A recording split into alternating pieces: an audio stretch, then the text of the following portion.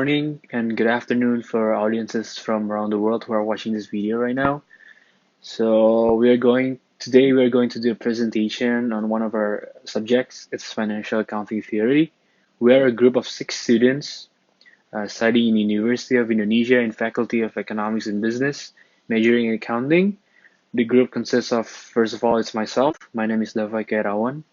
And there are Farhan Toib, Ananda Giorgio, Margareta Natania, Saskia Alia, and Shafira Bari.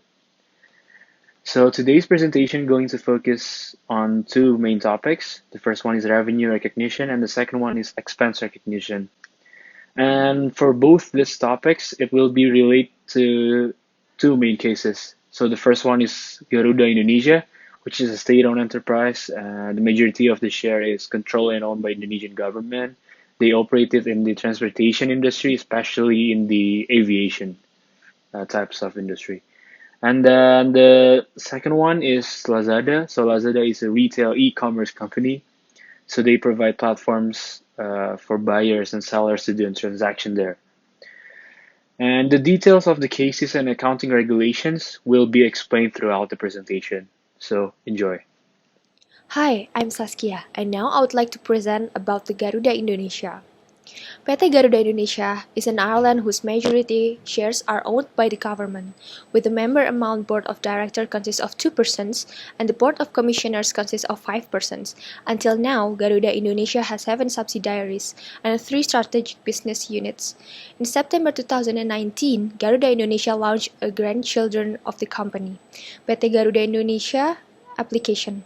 The company is engaged in logistic orders, both for couriers, air cargo gateways, and payment through the e-commerce application platform.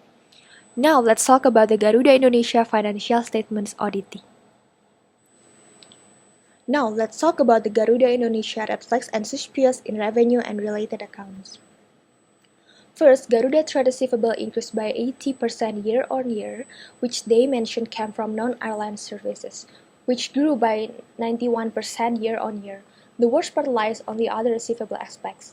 Their other receivable increased by 500% year-on-year because of the receivable that came from PT Mahata Aerotechnology amounting about $233 in just 1 year. So, second, the financial performance of PT Garuda Indonesia, which managed to book a net profit of $809,000 in US dollar in 2018, is inversely proportional to 2017, which had lost about 217 million US dollar.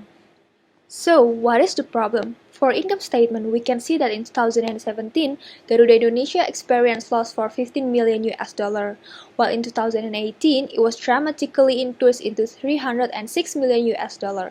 In their receivable account, it was increased for about 400 million US dollar due to Garuda agreement with Mahata. These two accounts impact to Garuda net profit or loss, from loss in 2017 for 213 million US dollar to profit in 2018 for 5 million US dollar.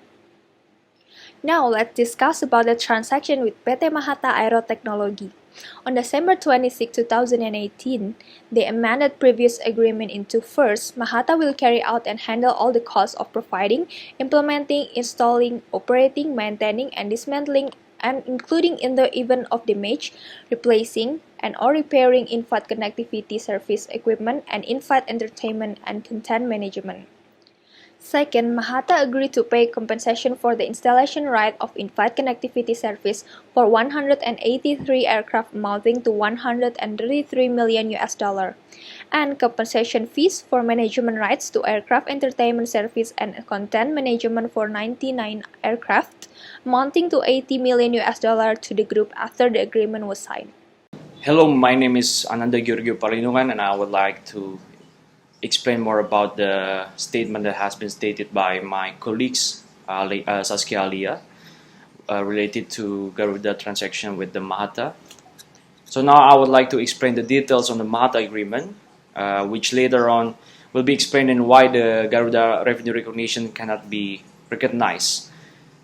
The first one, the Mahata agreement was signed October 31, 2018, but until the 2018 book year ended, no payment had been made by the Mahata party even though a unit of equipment had been installed at Citylink.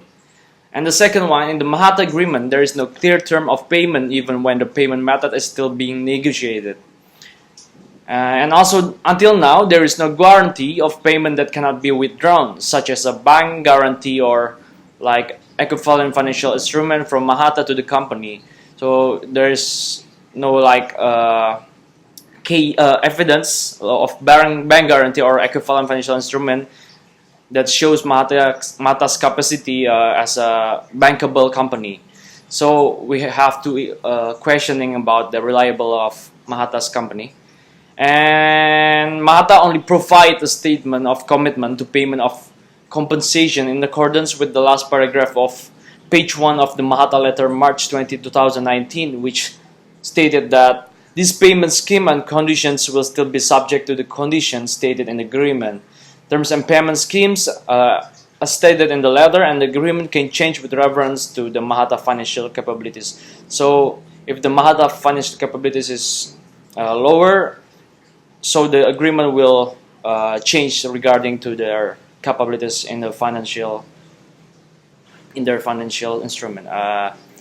And later on, I will explaining about the reason why the Garuda recognized this revenue, and also why they the valuation of their revenue recognition based on IFRS or PASAKA. Thank you. After the case has been explained by me and also Saskia, now I would like to extend more about the analysis of the case, and I'm gonna explain more about the violation on the revenue recognition by Garuda. So the first one, we know that Garuda recognizes the income from its agreement with Mahata as an income from compensation for the granting of rights and or other income by Garuda to Mahatas.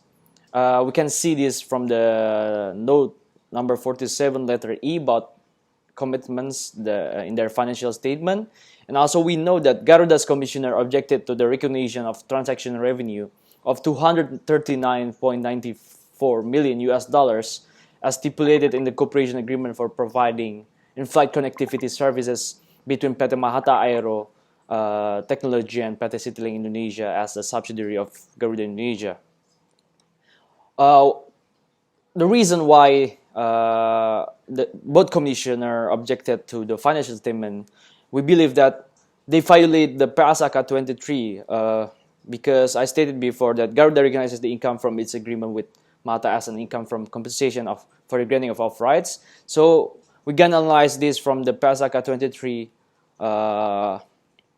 which according to financial accounting standards, the recognition and measurement of income derived from the benefits received paid for the use of Garuda assets by Mahata must comply with the conditions set out in the PASAKA 23, which is classified as royalty income. And also the commissioner's objections were conveyed to management on April 2, 2019 through a letter at the annual general meeting of shareholders. So in summary, both objections are based on PASAKA 23 and the Mahata agreement. We can see the details that I stated before. That's the evidence why Garuda shouldn't recognize this as a revenue. So, what is the PASAKA 23 consists of? So we're gonna details more about their violations. So they violates the paragraph 28 and paragraph 29 in PASAKA 23, which stated in paragraph 28 that income arising from the use of an entity's assets by other party that generates interest, royalties, and dividends is recognized on the basis described in the paragraph 29, which stated that royalties are recognized on the basis of the substance of the relevant agreement. In the appendix to PASAKA 23, paragraph 20, it is elaborated in the illustration of the meaning of PASAKA 23, paragraph 28, that royalties will be accepted or not accepted depending on the occurrence of a future event. In this case, revenue is only recognized if there is a high probability that royalties will be received, and if it is probable that the economics benefits associated with the transaction will flow to the entity, and the amount of revenue can be measured reliably. So, based on the details on the Mahata agreement, which first there is no payment had been made by the Mahata party. The second one, there is no clear term of payment. The third one, Mahata cannot provide the evidence as a bankable company. And the fourth one, the payment schemes and conditions is subject to the conditions stated in the agreement, which their reference is the Mahata financial capabilities. So there is no high probabilities that revenue will be received by the Garuda. So they cannot recognize this as a revenue if there is no high probability they will receive revenue in the future or not. And later on, I will explain why Garuda management did this violation, because there are several reasons that we can explain why they did this kind of violation. Thank you. So we believe that there are two reasons why Garuda as a company did this kind of thing. The first one is earnings management, which usually refers to the bonus scheme. So whereby a manager's bonus is calculated based on a linear relationship to current reported net income. So basically the management remuneration is related with the corporate net income. So they will choose like accounting policies or accounting method which will increase the revenue and also later on will increase their bonus as in management. And the second one, we believe that the reasons is also the high turnover in high management position in Garuda's company. The government easily replace the high management position in Garuda because they are a government-based company, right? So they want to the management want to defend their position as a person. They are driven by their self-interest. They are driven by their opportunities because they want to defend their position. They tend to increase the revenue and also tend to adopt like accounting policies, like illegal accounting method. That will increase their revenues. So they will can later on they will can defend their position as a high management. So because financial statement is a responsibility is in their position to the public and the government. So that's the reason why. Thank you. Margareta Natania, and I'm going to explain about the revenue recognition of e-commerce and marketplace in Indonesia.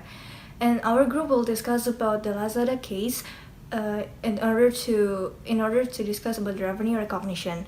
But first of all, I'm going to discuss about the e-commerce industry condition in Indonesia. So according to McKinsey Company, that in 2022, Indonesia will experience a tremendous growth in e-commerce. The Indonesian e-commerce market is projected to grow eightfold from 2017 to 2022, with e-tail spending growing from $5 billion to $425 billion. And social e-commerce spending is expected to grow from $3 billion to between $15 billion in 2022. As I mentioned before, that our group is going to talk about Lazada and its revenue recognition. So Lazada Group is a Southeast Asia's leading e-commerce platform founded by Rocket Internet and Pierre Poignan in 2012. Lazada offers a wide variety of products from a number of different categories, including consumer electronics, household goods, toys, fashion, sports equipment, and groceries. Since their early establishment in Singapore, the group has been running their operation in 6 countries, including Indonesia, Malaysia, Singapore, Thailand, Vietnam, and Philippines. In April 2016, Alibaba Group bought a controlling stakeholders in Lazada to support their international expansion. So next I'm going to talk about the payment gateway. So the payment gateway is an online transaction system which authorizes the payment process, both those who use credit card, bank transfer, or any direct payment, including the direct debit cards and e-wallet. And payment gateways are the consumer-facing interfaces used to collect payments. In online stores, payment gateways are the checkout portals used to enter credit cards information or credentials for services such as PayPal. So here are the graphs showing the flow of the payment gateways that used by the e-commerce.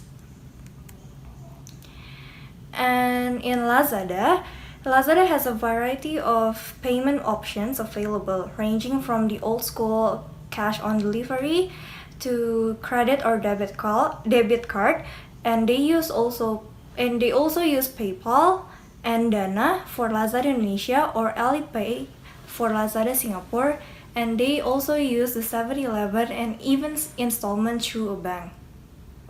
And Lazada owns their payment gateway, which is Alipay. And payment gateway recognizes revenue once the transaction made through Lazada is completed. And Lazada recognizes the expense of payment gateway commission also when the transaction is finished. Payment gateway charges payment service fees around 1 or 2% for every product that they sold through the lazada.com. And next is about the revenue recognition according to accounting standards. So we're going to discuss about SAK paragraph 22 that discuss about the financial statement are prepared on the accrual basis. On this basis, the effects of transactions and other events are recognized when they occur, and not when cash or cash equivalent are received or paid, and recorded in accounting records and reported in the financial statement for the period concerned. And for Indonesia, it discussed also in the PSAK 23, it says that the income is the gross inflow of economic benefits arising from the normal activities of an entity during the period if the inflows result in an increase in equity and does not originate from the investor contribution. My name is Muhammad Faranda Eprianto, and now I will continue the presentation. After my friend earlier explained about SAK paragraph 22 and PSAK 23, I will explain about the PSAK 72. PSAK 72 explains about the revenue from contracts with customers. This PSAK will replace PSAK 23 effective January 1st, 2020. According to PSAK 72, there are 5 steps in revenue recognition. The first step is identifying contract with customer. The second step is identifying the performance obligation within the contract. The third step is determining the transaction price. The fourth step is allocating the transaction price to performance obligation within the contract. And the fifth step is recognizing revenue when entity has performed or is performing the obligation of the contract. Next is about Lazada revenue and expense recognition. So there are 3 conditions when Lazada recognizes the revenue. The first one is when the customer finishes the transaction, that is, when the goods have been sold, paid, and delivered, and no return goods. The second condition is when every time the visitor clicks the advertisement, and the third condition is when every time the goods have been delivered to the customer through the shipping agent. On the other hand, Lazada recognizes the expense for payment gateway and every time the transaction succeeds. Next, I will explain to you how Lazada is applying the 5 steps in PSAK 72 for the second conditions of the revenue recognition, which is Lazada pay-per-click advertisement. Step 1 is identifying the contract with customers. So same as any other marketplace, Lazada and its merchants have an agreement whereby the seller must pay every time the ad is clicked by a Lazada visitor. The second step is identifying the performance obligation within the contract. The performance obligation from Lazada PPC is by providing ads. If the customer clicks the ads, Lazada will receive the revenue. But as of right now, Lazada does not have an advantage of making the customer's product at their top search list. Step 3 is determining the price transaction. Lazada PPC system is a pay-per-click, with the amount of minimum per click is 150 rupiah, and the seller must fill out the Lazada PPC credit per day. The amount available for the credit top-up starts from 3,000 rupiah to 100,000 rupiah per day. Step 4 is allocating the transaction price to performance obligation. So all the price agreed on the contract will then be allocated to the revenue. Step 5 is acknowledging the revenue when the entity has performed or is performing the performance obligation. So the revenue from Lazada PPC is recognized by Lazada at the point in time when the ad is clicked by a Lazada visitor, and then the cost for PPC is immediately deducted from the seller's Lazada account. My name is Dafai Kairawan, and now I'm going to explain the business model of Lazada, especially in the revenue side. So, as an e-commerce retail companies, their main revenue comes from commissions. They charge commissions on different sellers in a different rate, and from that they get their revenue. So there are three main types of commissions in Lazada. So the first one is the commissions that is coming from official stores, which is usually around 1% to 1%, depending on the products category, and depending on the brand.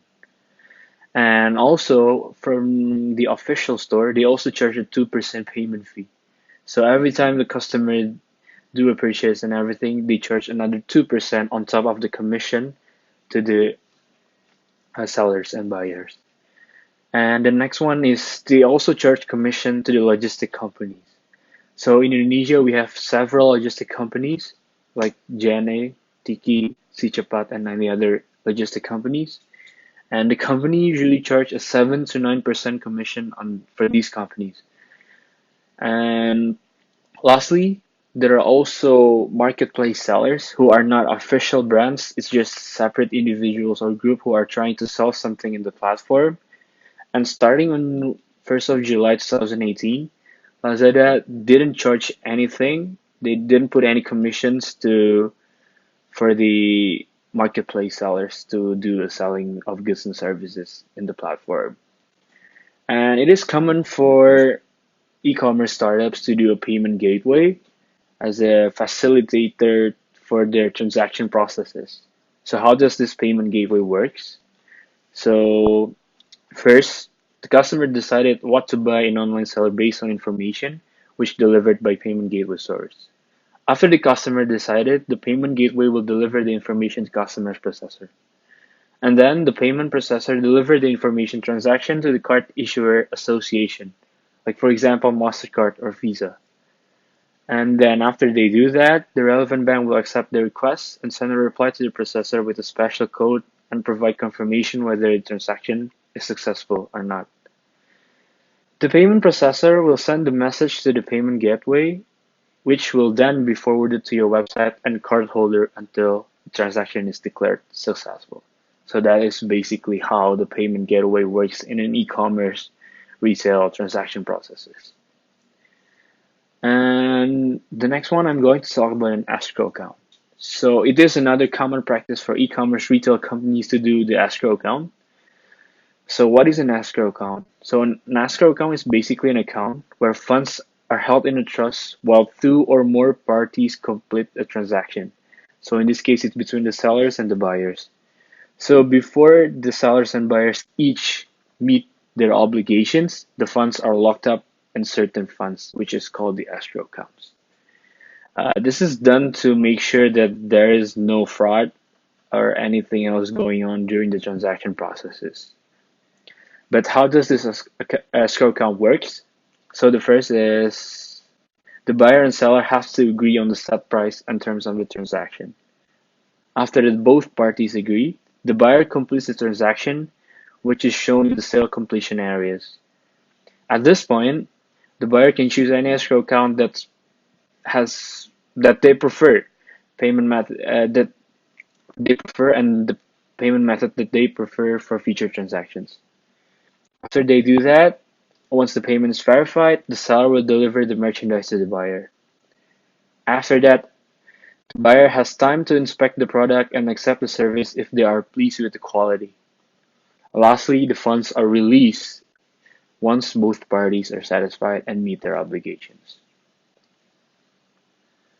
And for the accounting journals of these transaction processes, there are three main accounting journals that is crucial and necessary in the process. So the first one is when buyer purchases goods through payment gateway. During these steps, the company will record account receivables on payment gateway option on unearned revenue. Since they haven't done any revenue, they haven't done their services, the buyer only purchased the goods through the payment gateway, so they have to record it as still as an unearned revenue. And the second step is when the goods has been delivered to the customer. When the goods has been delivered to the customer, the company recorded unearned revenue to service revenue because they have to eliminate the unearned revenue and recognize the service revenue since they already done the service they are providing to the customers. And lastly is when the payment gateway transfer money to Lazada account. So this is when they get their actual money from the revenue they are doing, from the services they are doing. So at this point, they will record cash and cash equivalent on account receivables since they receive cash and they eliminate the account receivable since there are no more. It's already being settled. And that's all from my part. Thank you. Next part will be explained by my friend Shafira Barik. Lazada will recognize the revenue from advertisement in three forms. The first one is when the buyer signed contract to promote the ads, they will record the journal. The second one is every visitor click the ads, they will recognize the journal, the revenue, and write the journal in form of accounts receivable into service revenue. And when the payment gateway transferred money to Lazada account, then they will deduct their accounts receivable and add the cash account in debit. From the shipping agent, the first one is when the buyer choose and paid shipping payment option through Lazada apps or website, they will record the accounts receivable payment gateway option to unearned revenue because it hasn't occurred. The first one is when the goods has actually been delivered to the customers through chosen shipping agent, then they should deduct the unearned revenue into debit and adding the service, recognizing the service revenue and credits.